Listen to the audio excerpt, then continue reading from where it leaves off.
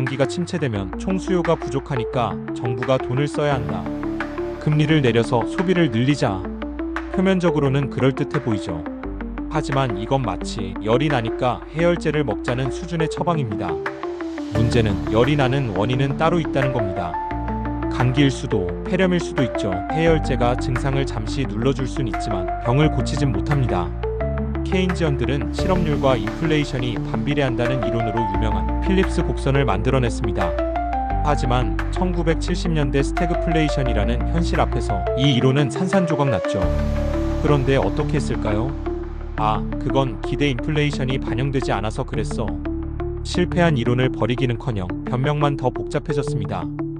이와 비슷한 오류는 비트코인 회의론자들도 반복합니다. 비트코인이 10만원에서 100만원, 1000만원에서 1억원까지 오르는 동안 이들은 매번 새로운 핑계를 대며 말합니다.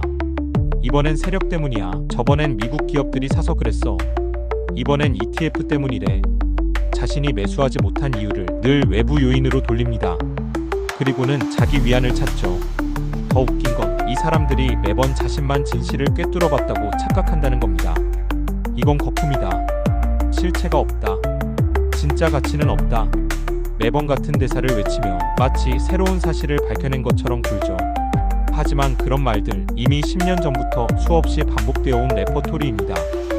케인지언들이 GDP를 높이겠다며 공공투자를 늘리는 것, 회의론자들이 비트코인 상승을 조작이라며 몰아가는 것, 결국 같은 사고방식입니다. 시장은 스스로 움직이지 않는다. 누군가가 조종하고 있을 것이다. 하지만 그들은 진짜 원인은 보지 못합니다.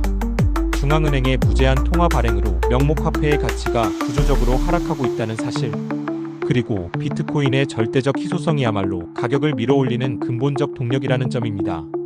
케인지언들은 시장이 실패했다고 주장하며 정부 개입을 외칩니다. 그 정부의 정책이 바로 시장을 망가뜨리는 주범이라는 사실은 모릅니다. 비트코인 회의론자들도 마찬가지입니다.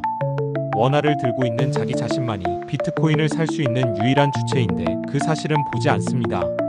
그들은 비트코인이 10만원일 때도 안 샀고 100만원일 때도 1000만원일 때도 안 샀습니다. 1억원이 되어도 여전히 이건 거품이야 라며 지나갔습니다. 앞으로 10억원이 되고 100억원이 넘어가도 똑같을 겁니다.